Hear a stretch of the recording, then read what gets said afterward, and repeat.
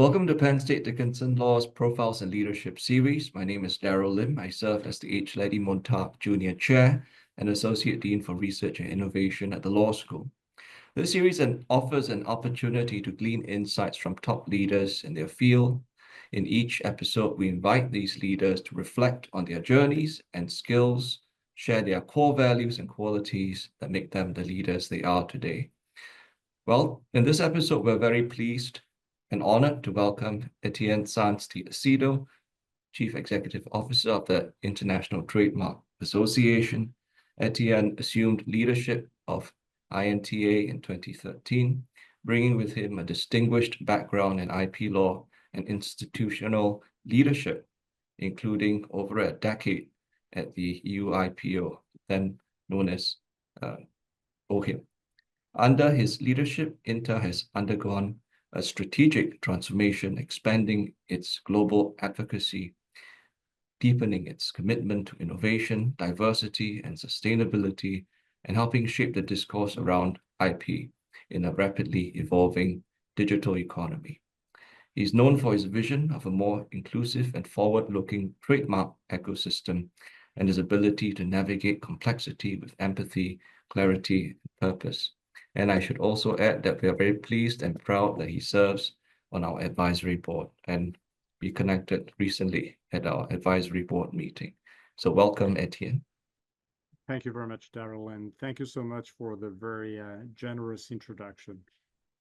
Well, let's start with the annual meeting. It's on the horizon. What should folks going to the annual meeting look forward to? Well, so yes, annual meeting will be in San Diego in kind of a week from now. So it's May 17th to the 21st. So first, I think people should expect a very large meeting. We're expecting around 10,000 people from all around the world. We'll have more than 250 speakers in more than 60 sessions, 3 different tracks, 3 different series. We have a huge market innovation place with about 185 exhibitors. And out of those, there are almost 50 of them that are kind of new, that are going to be presenting a lot of AI-driven solutions for IP. So it's, I would say it's the biggest IP event of the year. And this is where industry meets and where also industry has the opportunity to meet with government representatives and officials. So we're very excited about the meeting, and we'll very much look forward to it. Thanks. How do you pitch the meeting to someone that has never attended but is curious and considering attending? Is it a trade show? Is it a substantive conference? Is it a networking event? I think that's a great question. I think it's a combination of both. It's a substantive meeting, it's an educational meeting, but it's also a trade show. It's a unique networking opportunity. And if you want to be someone within the IP ecosystem, you cannot miss the INTA annual meeting. Thanks. So this is our Profiles and Leadership episode about you. And on your LinkedIn, your professional journey basically starts around 1993. So tell us what happened before 1993. All right. Well, that's getting very personal. So what happened before 1993? Well, I'm originally from northern Spain, from San Sebastián, even if I'm a dual citizen, both French and Spanish. I went to a school at a French school in San Sebastián. For the little story, I kind of, what we call in the French system, I jumped classes twice, which basically mean that I started college when I was 16. I did college at the University of Alicante, where I did my law degree. And from there, I decided this was the time where, Spain joined the European Union. That was around 96, 97. So it was a great time to learn about European law. We could talk about, the European Union and its identity crisis at the moment. But at that time, it was very strong. And for a kind of, law student, it was probably the right thing to do. At that time, most of my kind of, peers who graduated from their LLM stayed within the EU institutions, but I wasn't really interested into that. So I went into private practice. I was first doing essentially competition law in the EU, which would be antitrust here in the US. And from there, I started getting little by little into commercial law and particularly IP law. And this is where I started kind of interacting with IP matters.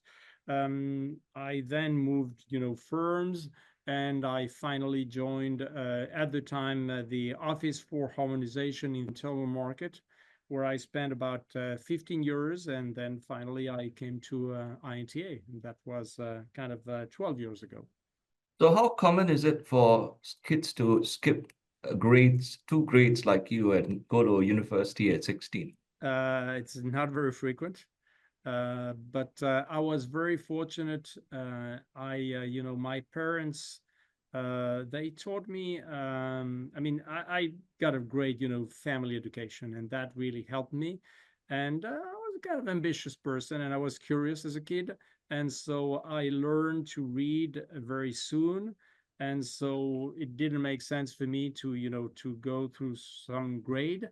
And then we moved, we're originally said from northern Spain, we moved to Alicante. And when we moved, at school, they realized that, I was perhaps advanced for the grade. So I needed to, move another grade. But So there is, by the way, there is some kind of tradition in my family because my mom also was in a kind of similar situation, and my grandfather on her side as well. So there is a kind of family tradition somehow. yeah, I think there's no escaping family traditions. One thing that was striking to me looking at your profile was, so you were at OHIM for 15 years. And while you were there, you went to not one but two business schools. You went to IE and you went to the London Business School. Uh, and this is not just for a course, but you actually did a proper program.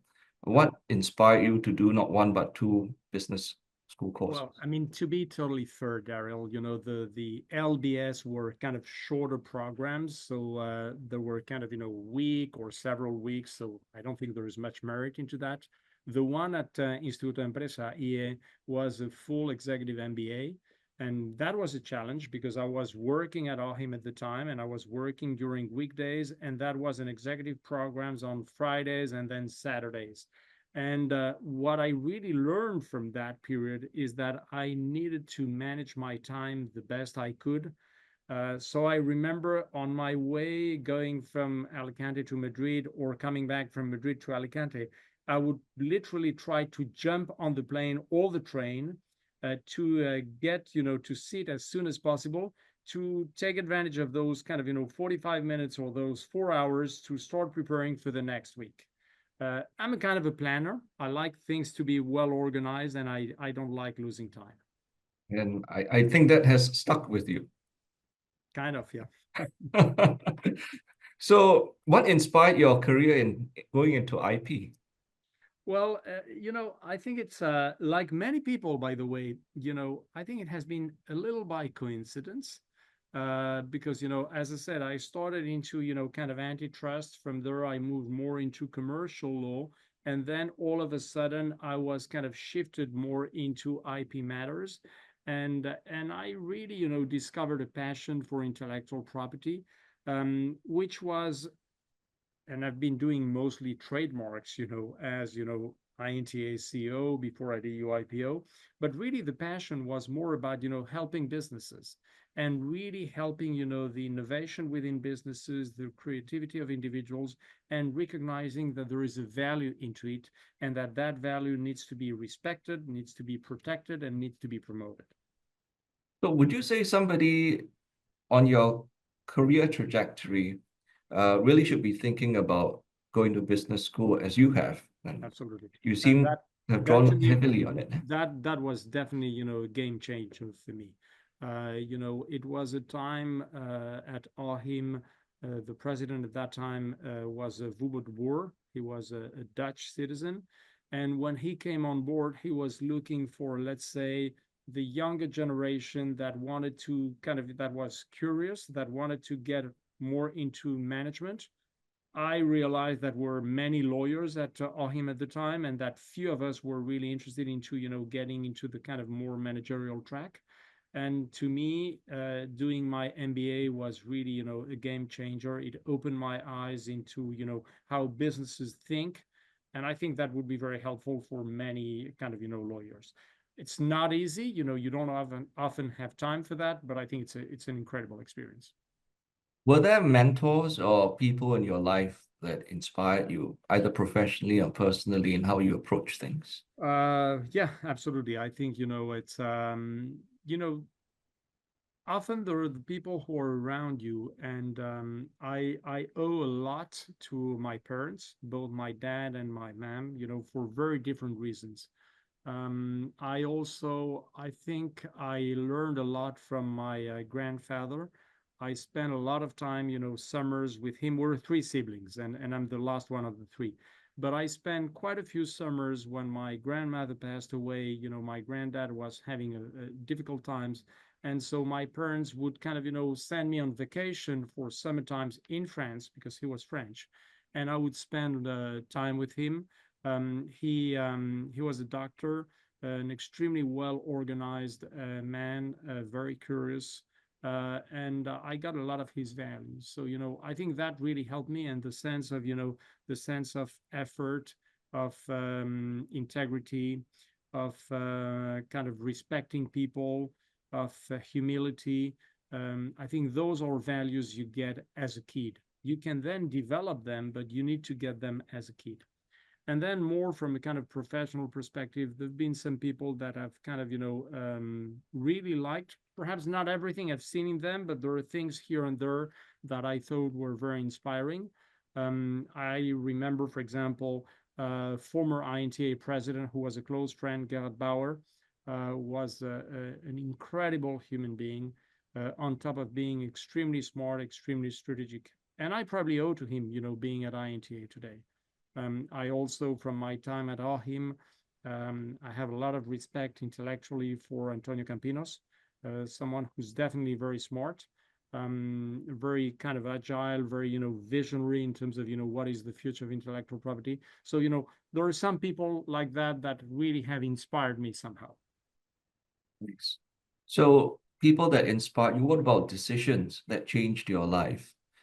What were there one or two things where you decided, and now you look back and you say, wow, that really changed my life? Well, I mean, coming to kind of, applying for the role at INTA and moving from, tiny Alicante in southern Spain to New York, that was a big move.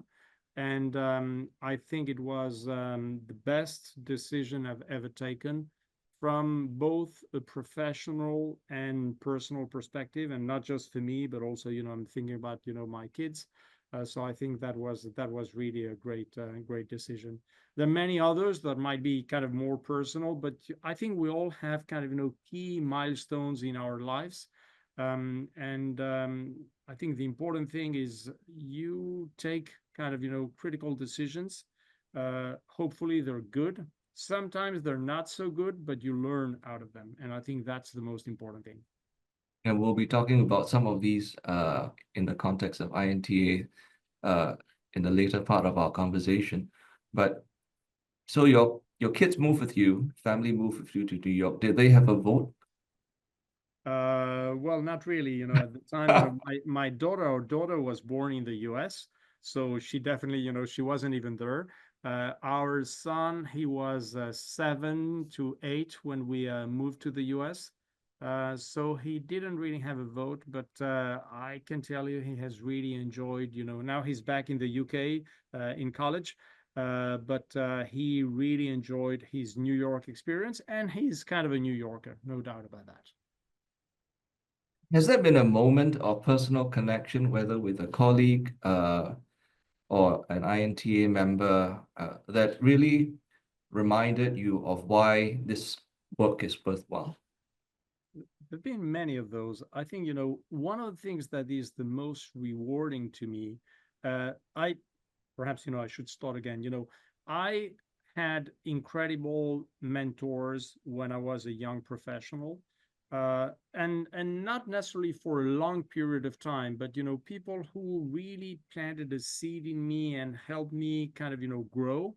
And I like doing the same with different people. And I think there is nothing more rewarding to me when, there is a conversation with an INTA member and where I can make some kind of suggestions, make some recommendations, make some connections, and see how that can really help that individual. I think that's one of the most rewarding things in my job today. So LinkedIn tells me you have now been at INTA 11 years and 11 months. Yep. Congratulations. Thank you. It's certainly long enough for you to look back and say, how have your personal values helped you shape the way that INTA has evolved and transformed over the last 11 years, 11 months? What would you say those are? Well, I think, those who know me hopefully will recognize that I'm a person who kind of pays a lot of or gives a lot of importance to, integrity, to respect, to the sense of responsibility, to the sense of, effort, to, the importance of, looking at excellence in everything you do. And I also like to think that, together with others, because this is a teamwork, we're kind of forward thinking in our approach. And we do that to better serve our members, always kind of keeping in mind that we're a not-for-profit, an international not-for-profit. And I think, it's important to have values and to stick to those values and to try to promote those. So ITA is quite an interesting organization because you there's a CEO, but there's also the president. Yep. And the president has what, a 2-year term? It's a one-year term as president. It's a 1-year term. So really, for the past 11 years and 11 months, you had 11 to 12 presidents. And you're basically the pillar that's there to provide I would say stability. the other way around. I'm the bad student.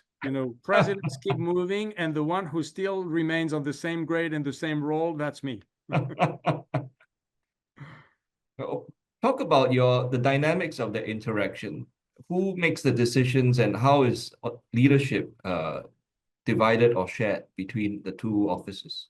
Well, I think, it's somehow a shared responsibility, and it has been, and I'm not trying to be, diplomatically correct here, but it's truly been an honor and a privilege to work with so many presidents and so different presidents. And every year is a kind of different experience. It's a learning experience.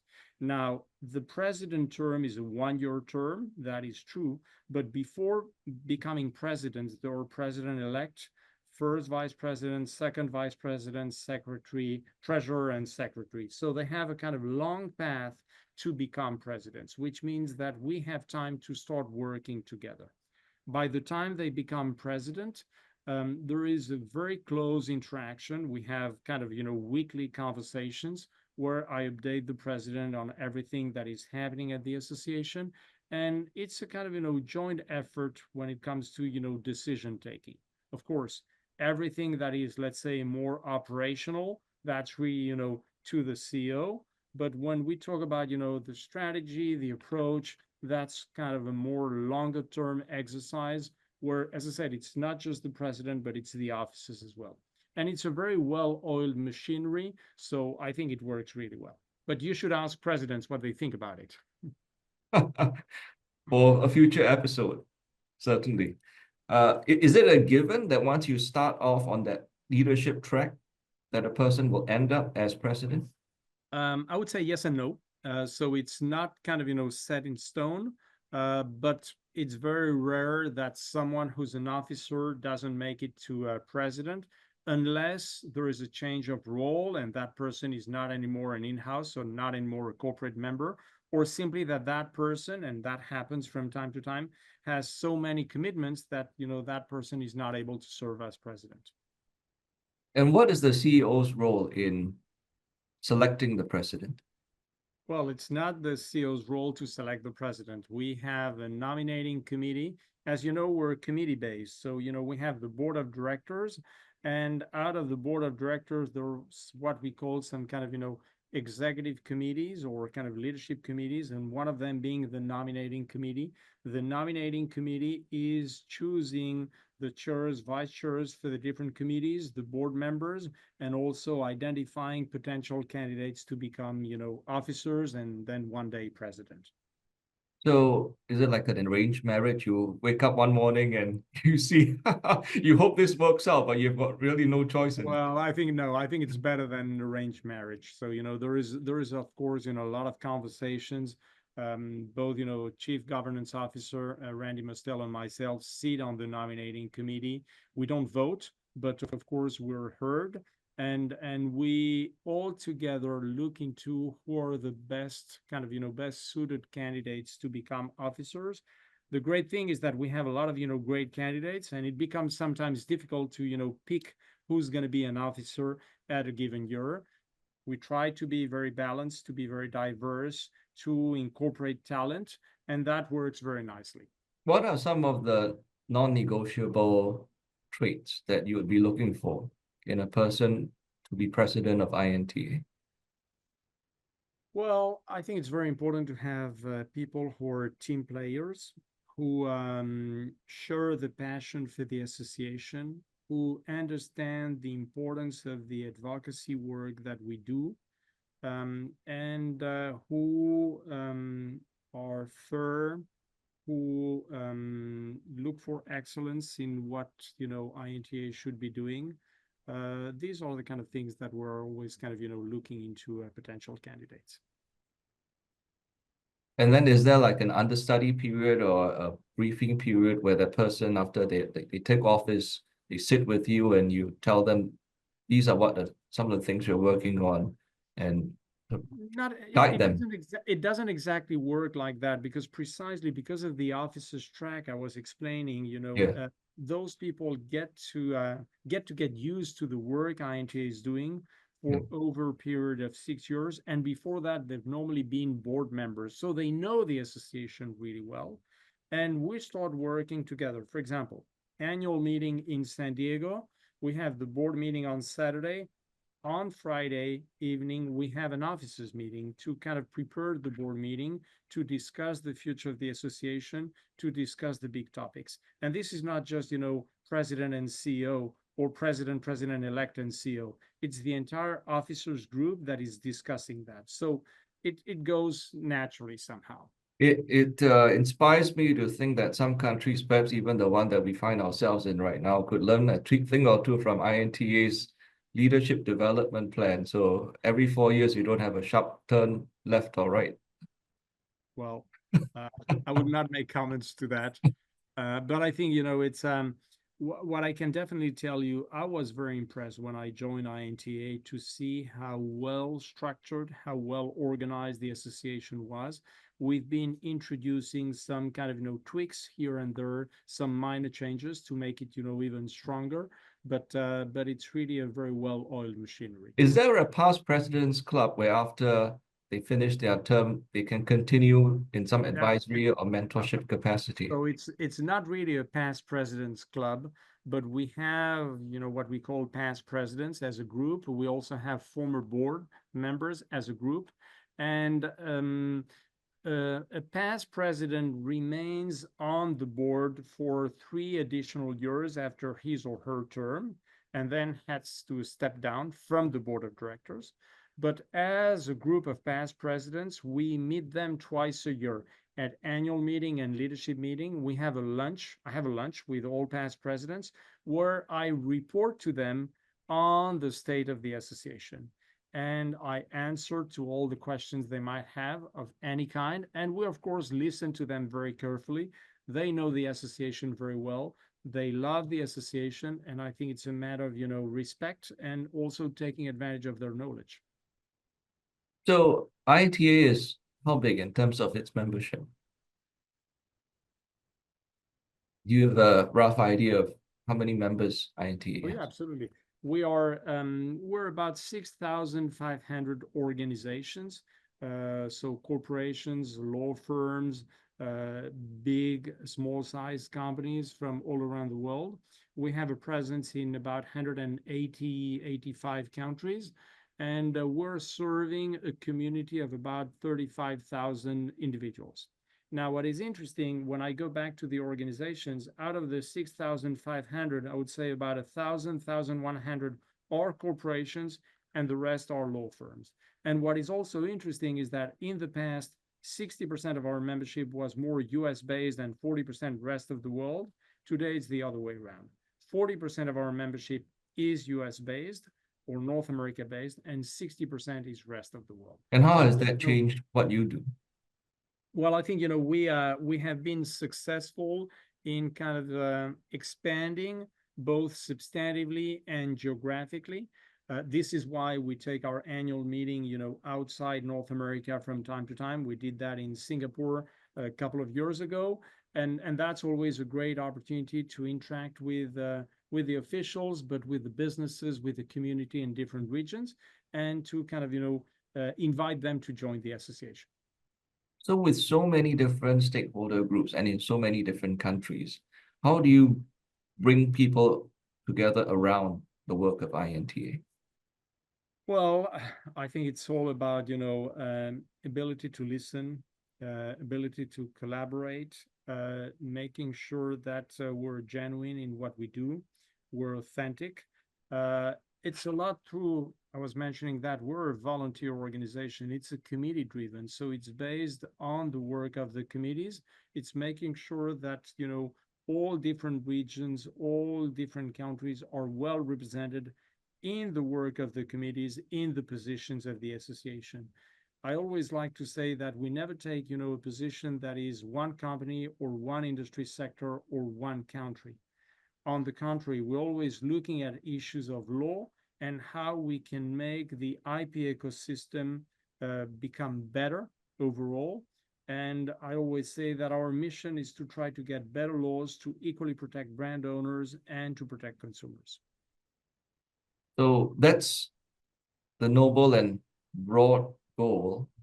When you drill down to the specifics, are there issues where it's difficult for different stakeholder groups to find consensus? And then what happens then, Yeah, the opposition? that's a great question, Daryl. I mean, on occasions it can be difficult because not all industry sectors have the same priorities or have the same issues, and on occasions they have different perspectives on things.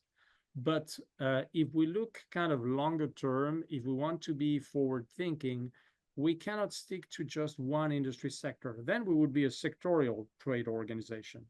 If we want to look at IP as a whole, then we need to, be able to somehow overcome these kind of conflicts, try to find some kind of compromises. This is what we do. And this is what happens at the level of the committees, at the level of the groups, and then when it comes to the board. And sometimes we have very kind of, interesting, engaging conversations, discussions at the board level. Sometimes the resolutions that are prepared to be approved by the board, and the board sends them back to a committee because there is an issue of this kind. So yes, we have that, but I think it's good. So you talked about IP, and I've noticed also that in recent years, INTA has been quite innovative in how it's structured its program to go beyond just trademarks. Are you concerned about brand dilution? Not at all. Not at all. I think, we're just kind of, mirroring what is happening in society. And we cannot continue working in silos, and we cannot continue understanding IP from a kind of siloed perspective. So this is why we decided already many years ago to transition from trademarks to brands, and now we're kind of looking into from brands into a kind of more holistic approach into IP, because when you look at what companies are doing, businesses are doing, they're rather looking into their intangible assets. And the concept of intangible assets are all IP rights included, all IP rights confused somehow. And that's what we're trying to reflect in the work of the association. So is it time for INTA to have a new name?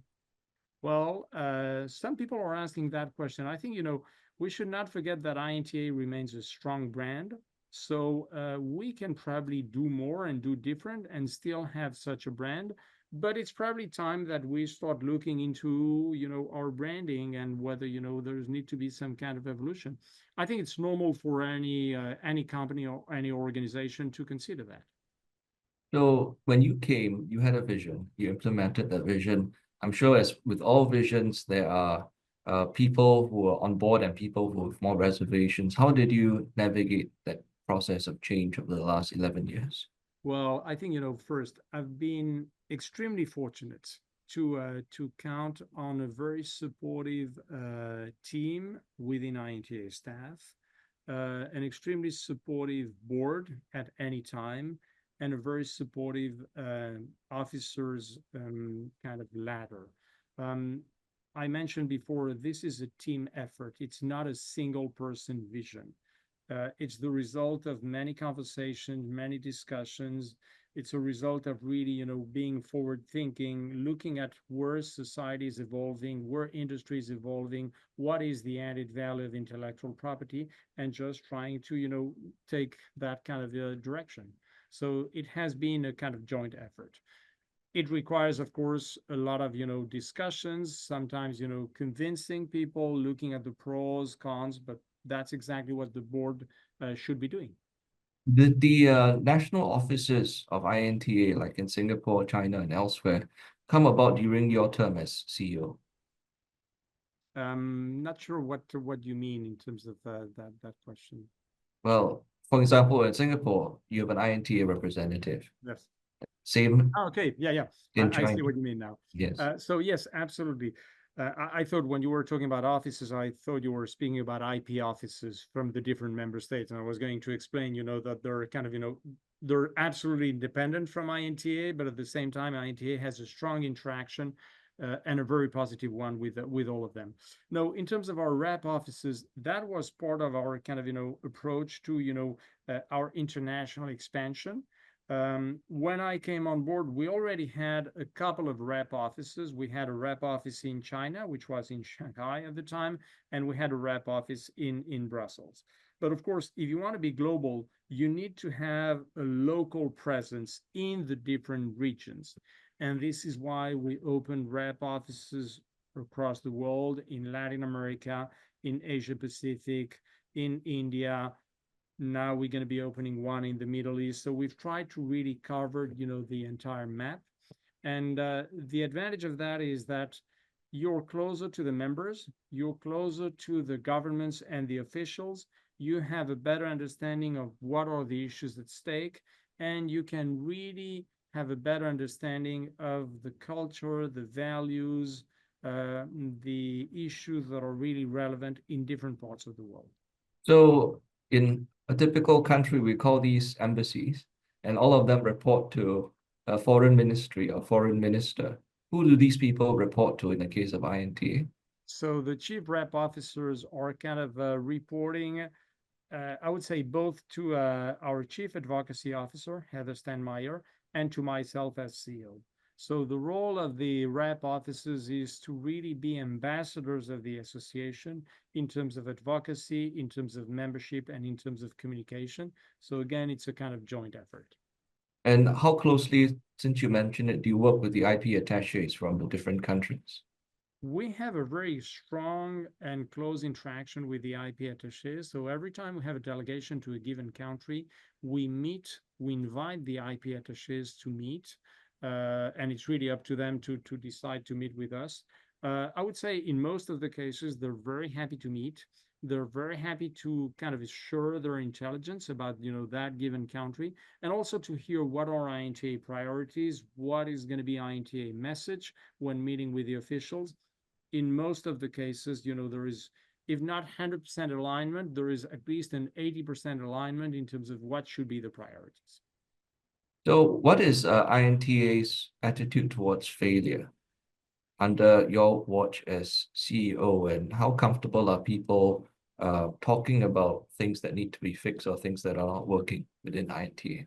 Well, I hope, this is more a question that you should ask them, but I think at the same time we're striving for excellence. We need to try things, and that means that we are not always successful, and that's totally fine.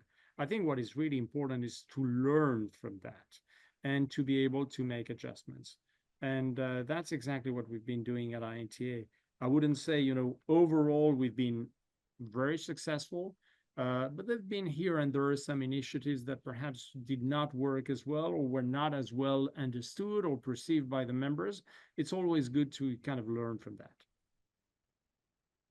Now, in terms of politics, for what I can see, INTA doesn't take political positions, but INTA is still like any other stakeholder group operating within each country's political system. And since you are all over the world in many different countries' political systems all at once, how do you navigate that? Are there tensions? Well, yeah, there are definitely tensions. There's no doubt about that. But I think, as you rightly said, we never take, position on political issues. We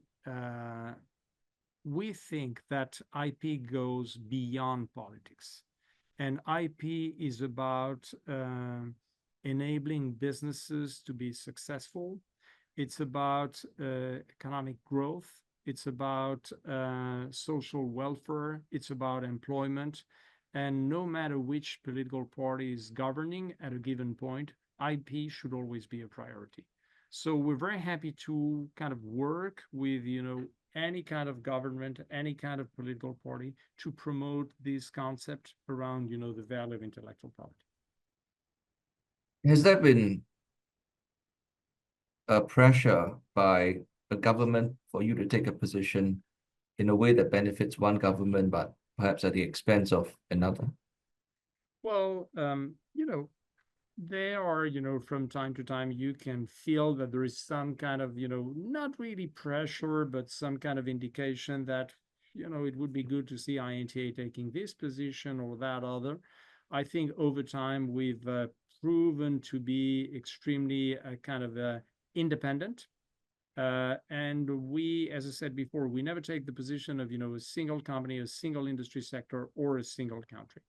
And sometimes, we might have pleased some government, we might have upset others, but when we've taken our positions, that's the result of, proposal that comes from the different committees, goes to the board, is then approved, and it's always thinking about, long term, what is really beneficial for the industry overall.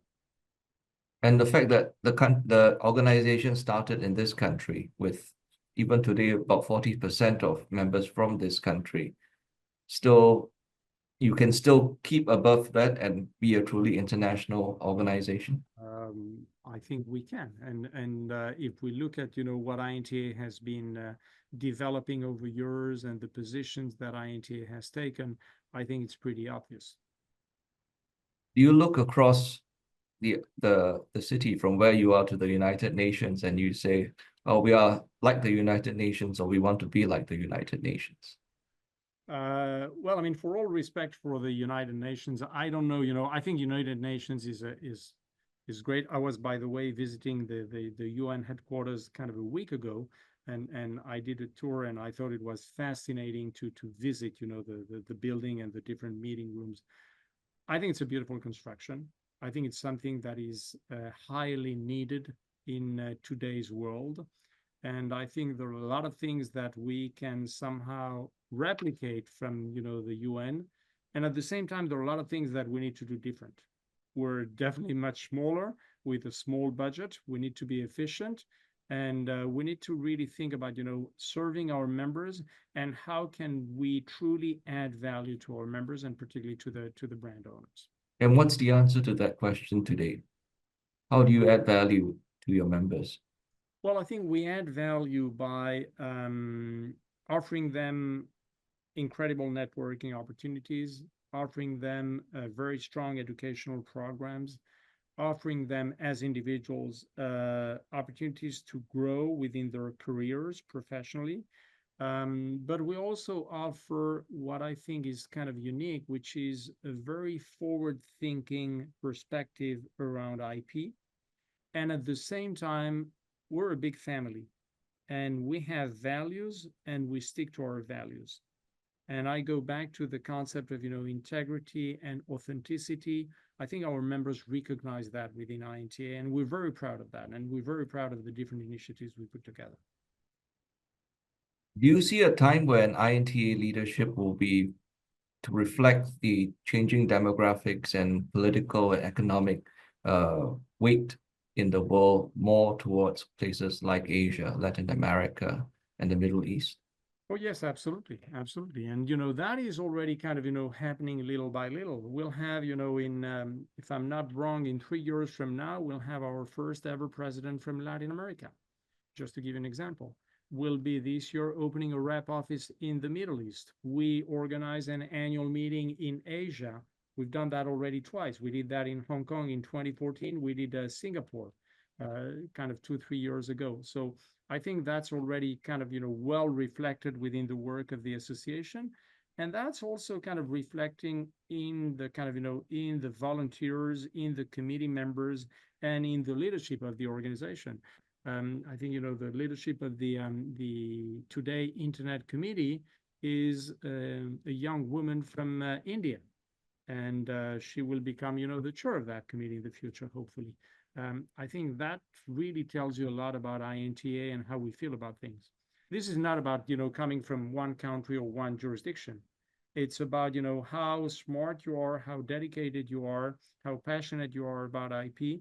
And it has nothing to do with your gender, with your ethnicity, or with your country of origin. Purely meritocratic. It is. So talk about your approach to helping small, medium-sized enterprises, women, groups that otherwise might not have been able to benefit from the IP system. Okay, so I think those are two very different constituencies, if I may use that word. You mentioned, SMEs, and you mentioned women. When it comes to SMEs, I think we can certainly contribute, but our ability to make changes is really limited. And it's more up to governments to support their SMEs through IP.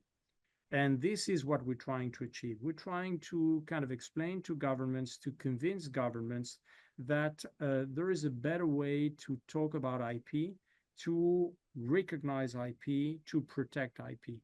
The problem for an SME is not that, we're kind of, as government, we're giving them a voucher or a check to file their applications, because that really doesn't make any change. What is really important is to educate them on the value of IP so that they rely on IP from the very early stages of their business idea, and that we then help them kind of, finance their kind of business idea through IP. And at the same time, we teach them how to monetize IP.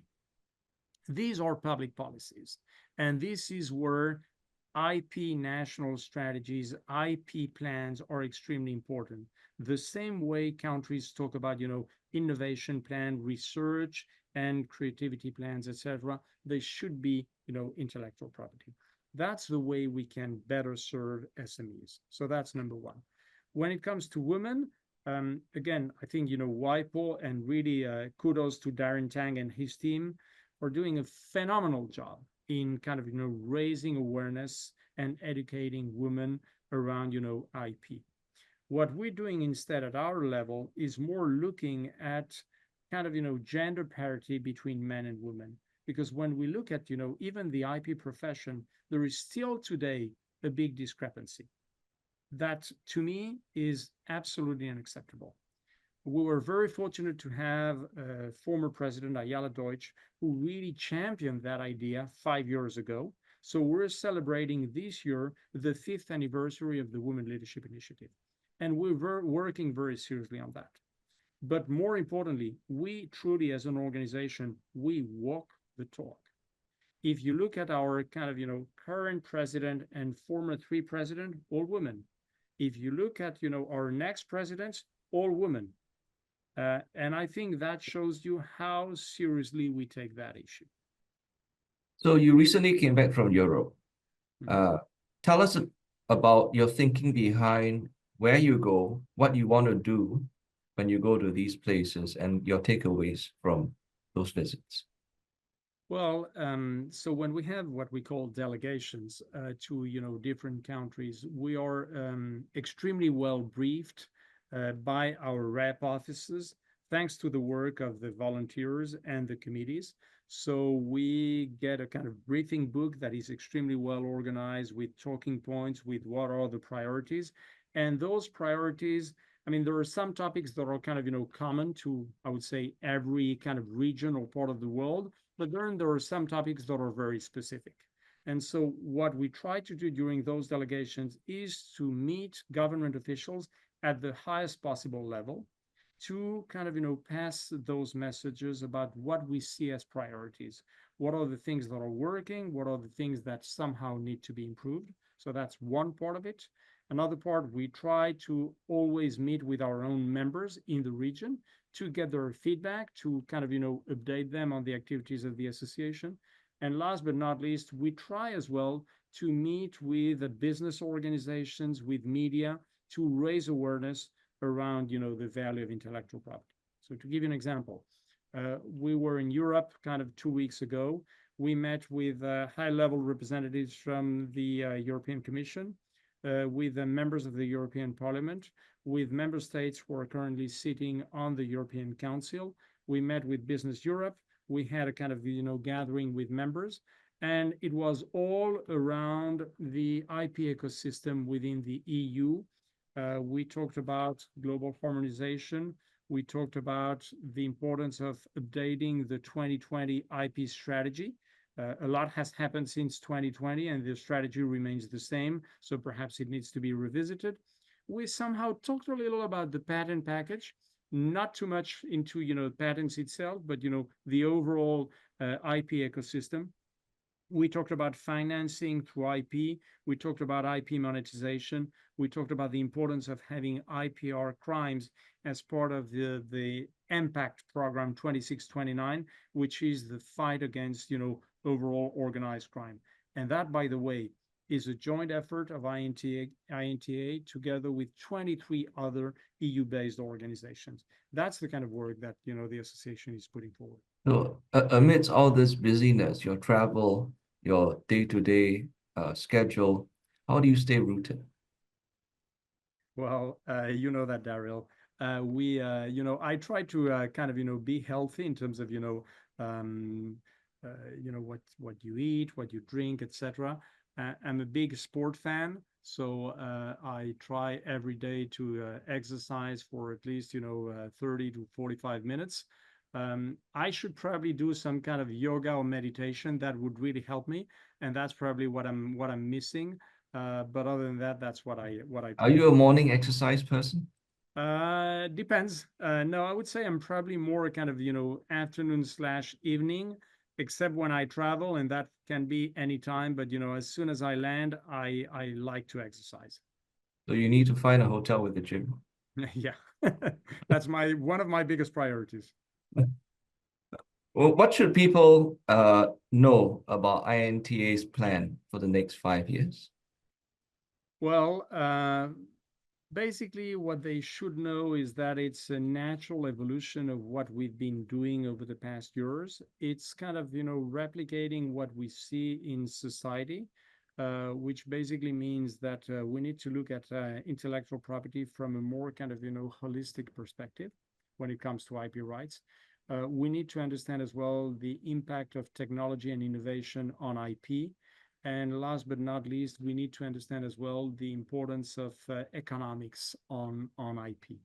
And perhaps final point I would mention, we should not forget that IP is about consumers as well. It's about consumer information. It's about consumer protection. And it's also important to understand how society is evolving and what is the perception of intellectual property. That's what is kind of reflected into, the new strategic plan. Last question. You see yourself when you were in 1993. What advice would you give to your younger self? So I see myself in 1993. I would say go for it. Be bold. Be ambitious. but at the same time, be yourself. And I think that that, by the way, is valid in 1993, remains valid today.